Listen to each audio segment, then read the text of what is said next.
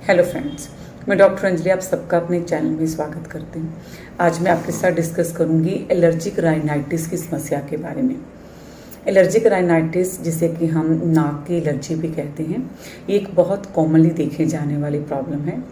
इस वीडियो में हम डिस्कस करेंगे कि नाक की एलर्जी क्या होती है, कौन से फैक्टर्स हैं जो एलर्जिक राइनाइटिस की समस्या को ट्रिगर कर सकते हैं, इसको पैदा कर सकते हैं, और कौन सी होम्योपैथिक मेडिसिन हैं जो इस प्रॉब्लम को जड़ से ख़त्म करने में हमारी हेल्प कर सकती हैं। एलर्जिक राइनाइटिस क्या होता है कि हम सबके बॉडी के अंदर एक इम्यून सिस्टम है, एक डिफेंस सिस्टम है जो हमारी बॉडी की हार्मफुल बैक्टीरिया और वायरसेस से प्रोटेक्शन करने में हेल्प करता है।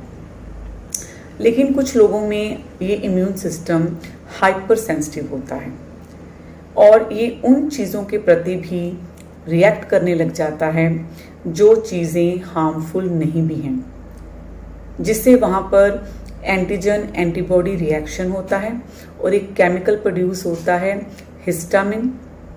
ये केमिकल हमारे नाक की जो लाइनिंग है उसके ऊपर उसको स्टिमुलेट करता है, जिससे कि ये जो हमारा नाक की लाइनिंग है वो इस फैक्टर को, इस सब्सटेंस को हमारे नाक से निकालने के लिए या रिएक्ट करती है। मींस या तो स्नीजिंग की फॉर्म में, छींकों के साथ, या फिर नाक के अंदर जो पानी बहता है म्यूकस के जरिए ये इसको बाहर निकालने की कोशिश करती है, जिसे हम एलर्जिक राइनाइटिस कहते हैं।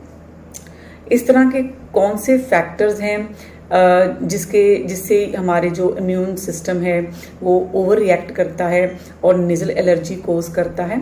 इनमें आ जाते हैं डस्ट पार्टिकल्स, पोलन ग्रेन्स और एनिमल हेयर। इसके अलावा जो पेट्स होते हैं उनकी स्किन, उनके हेयर, सॉफ्ट टॉयज, एकदम से टेम्परेचर चेंज होना, ज़्यादा गर्मी या ज़्यादा सर्दी होना, मसालों की स्मेल। इस तरह के बहुत से फैक्टर्स हैं जिनके प्रति हमारा जो नेज़ल लाइनिंग है वो हाइपर सेंसिटिव, या हमारा इम्यून सिस्टम है वो हाइपर सेंसिटिव हो सकता है। क्या अब साइन एंड सिम्टम्स क्या आएंगे? इससे क्या होगा कि सबसे पहले जो टॉप मोस्ट सिम्टम है वो तो स्नीजिंग होगी। स्नीजिंग का अटैक होता है, 10-10, 15-15 छींकें लगातार आती हैं, नाक से पानी बहता है, नाक में खुजली होती है, आँखों से पानी बहता है, आँख में खुजली होती है, आँखों की रेडनेस, स्वेलिंग हो सकती है, नाक बंद होकर नाक के गले के अंदर भी रेशा गिर सकता है, और कुछ लोगों में साथ में सांस लेने में तकलीफ भी हो सकती है। ये हमें साइन एंड सिम्टम्स देखने में मिलते हैं एलर्जिक राइनाइटिस के केस में। होम्योपैथिक मेडिसिन जो आपकी इनमें हेल्प कर सकती हैं, इनमें आ जाती है नेट्रोम्यूर। नेट्रोम्यूर मेडिसिन होम्योपैथी में नाक की एलर्जी के लिए एक बहुत अच्छी मेडिसिन मानी गई है, क्योंकि ये मोस्ट ऑफ द जो नाक की एलर्जी के सिम्टम्स हैं उनको कवर अप कर जाते हैं। इसलिए जो हमारी फर्स्ट लाइन ऑफ ट्रीटमेंट है वो नेट्रोम्यूर से ही स्टार्ट होती है। इसमें पेशेंट को पहले छींकें आती हैं और उसके बाद रनिंग नोज़ हो जाता है, और रनिंग नोज़ जो है वो ड्राइनेस ऑफ नोज़ के साथ ऑल्टरनेट करता है। जो पुराना एलर्जी का जो केस चलता आ रहा है उनमें नेट्रोम्यूर बहुत अच्छा वर्क करती है।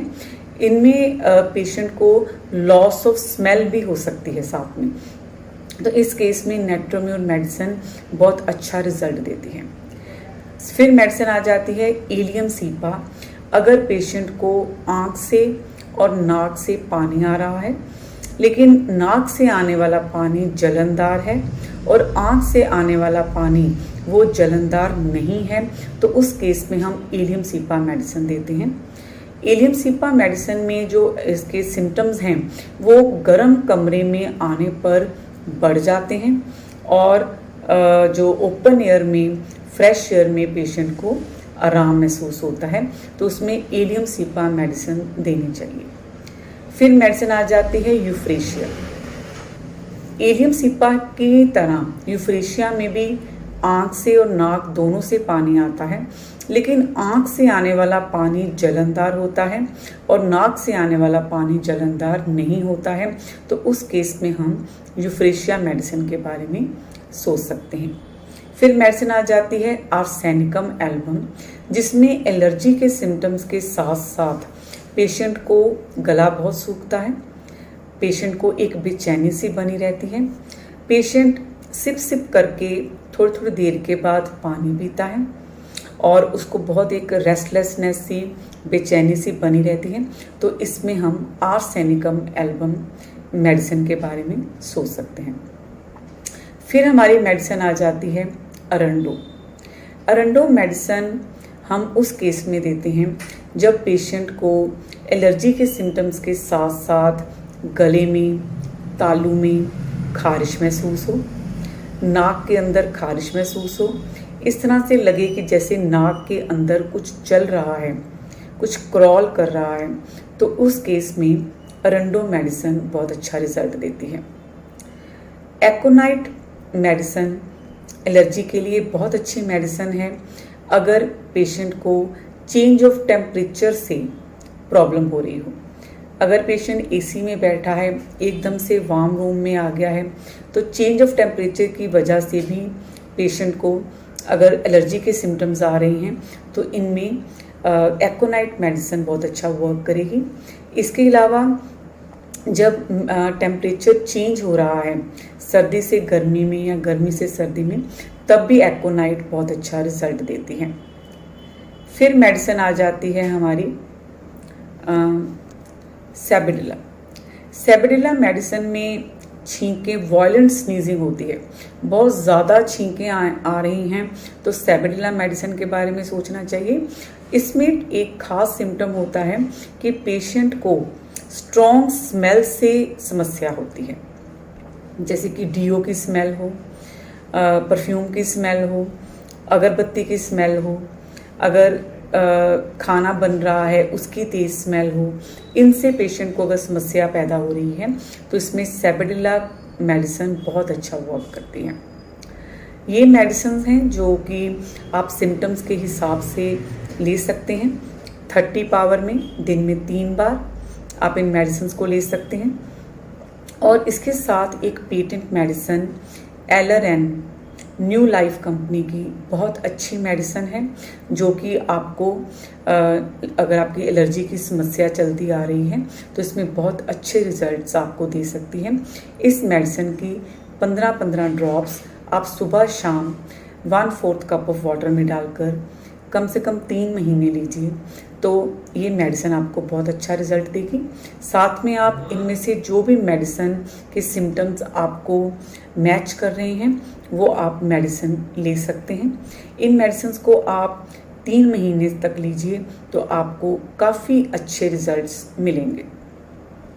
अगर हम एलर्जी की समस्या को टाइमली हैंडल नहीं करते हैं, प्रॉपर ट्रीटमेंट नहीं करवाते हैं, तो काफ़ी आगे कॉम्प्लिकेशंस हो सकती हैं, लाइक साइनोसाइटिस की समस्या हो सकती है। इसके अलावा नाक में पॉलिप बन सकते हैं। एलर्जिक अस्थमा की समस्या भी आपको डेवलप हो सकती है, मीन्स अस्थमा भी ये कन्वर्ट हो सकती है एलर्जिक राइनाइटिस की समस्या। तो इसको हमें लाइटली नहीं लेना चाहिए और इसका टाइमली ट्रीटमेंट करवाना चाहिए। होम्योपैथी में बहुत अच्छा ट्रीटमेंट है, ये मेडिसिन्स आपको बहुत अच्छा रिजल्ट देंगी। आप इन मेडिसिन्स को लीजिए, ये आपकी जो समस्या है ये जड़ से ख़त्म हो जाएगी। अगर आपको ये वीडियो पसंद आता है तो इसको लाइक एंड शेयर कर दीजिए और मेरे चैनल को सब्सक्राइब कर दीजिए। Thank you very much.